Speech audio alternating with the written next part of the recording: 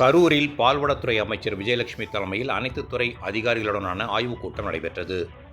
கரூர் மாவட்ட ஆட்சியர் அலுவலக கூட்டரங்கில் கரூர் மாவட்ட பொறுப்பு அமைச்சரும் பால்வளத்துறை அமைச்சருமான விஜயலட்சுமி தலைமையில் ஆய்வுக் கூட்டம் நடைபெற்றது. மாவட்ட ஆட்சியர் முத்துக்குமரன், நாடாளுமன்ற உறுப்பினர் ஜோதிமணி, சட்டமன்ற உறுப்பினர் சத்யா உள்ளிட்ட மக்கள் பிரதிநிதிகள் மற்றும் அனைத்து துறை அதிகாரிகள் இதில் கலந்து கொண்டனர்.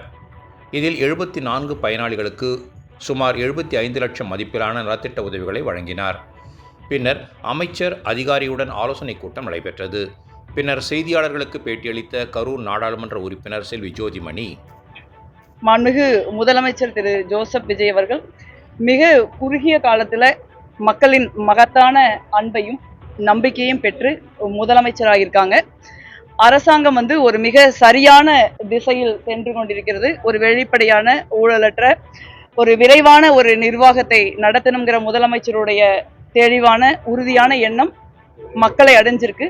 ஒரு அரசாங்கத்திற்கு நன்மதிப்பு ஏற்பட்டிருக்கிற ஒரு நேரத்தில், குறிப்பாக முதலமைச்சர் மீது ஒரு மிகப்பெரிய நன்மதிப்பு இருக்கிற ஒரு நேரத்தில், தமிழ்நாடு அரசு தனது நியமனங்களில் கூடுதல் கவனம் செலுத்த வேண்டும் என்று நான் நினைக்கிறேன்.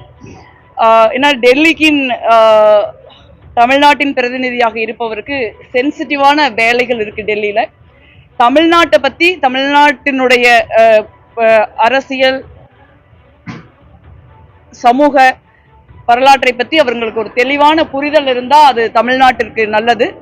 மேலும் தமிழ்நாட்டின் பிரதிநிதியாக இருக்கக்கூடிய ஒருவர் தமிழ்நாட்டை சேர்ந்தவர்களாக இருந்தால் சிறப்பாக இருக்கும் நான் நினைக்கிறேன்.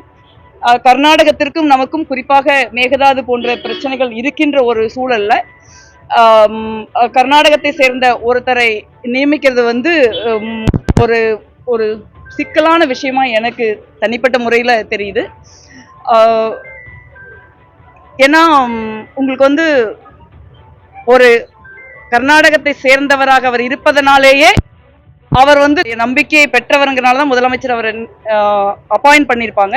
ஆனால் அதே நேரம் வழக்கு நீதிமன்றத்தில் நடந்துட்டு இருக்கு. உச்ச நீதிமன்றத்தில் நம்மளுடைய மனு ஒன்று தள்ளுபடி செய்யப்பட்டிருக்கிறது.